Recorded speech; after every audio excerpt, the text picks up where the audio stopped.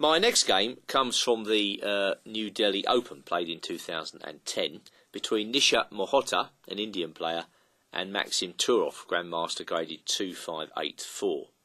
And it furnishes us with another interesting way to play against this early Rook B1. The opening moves are fairly standard.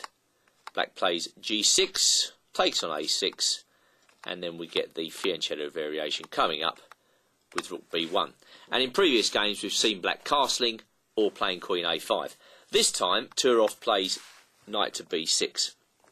It was a Lev Albert idea all those years ago to actually delay castling in this position in order to force a concession by ganging up on the pawn at D5.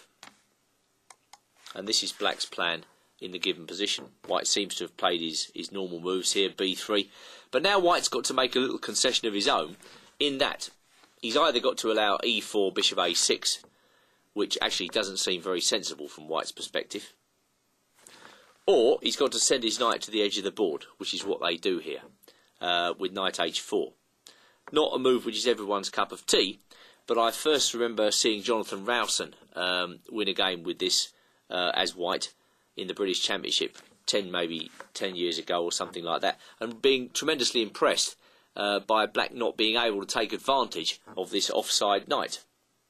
It's a peculiar location for the knight, but the merit of the move is obvious. The pawn on D5 is safely protected, and White is simply challenging Black to find compensation for the pawn.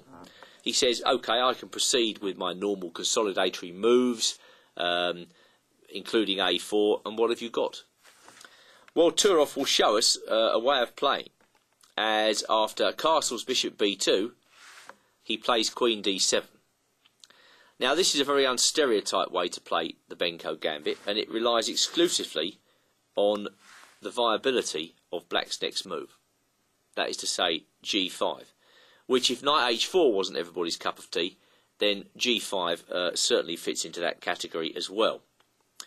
Well, White's reply is forced, and Black's reply equally forced. He plays Knight takes D5.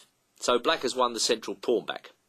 He's also, in view of the fact that he's now hitting that knight on C3, undermining the pawn on A2. So what Turov is hoping is that despite exchanges and White being able to capture on G5, the looseness of White's position is going to make itself felt after Queen F5. It wouldn't surprise me if all this was home analysis actually from Turov, because Queen F5 is a very sharp move. Well, Mohota took on G7.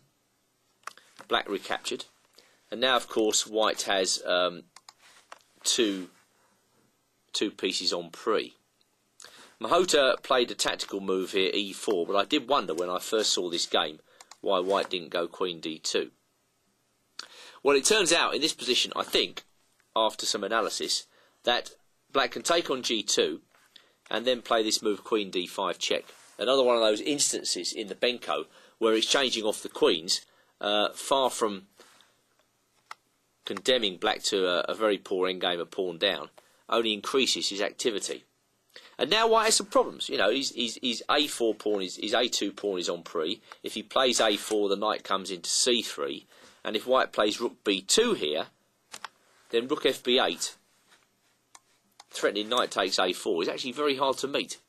That's an example of how quickly pressure can be brought to bear against the White queen side, if Black is really on the case. And what is most noticeable, of course, is the White knight on G5 doing precisely nothing.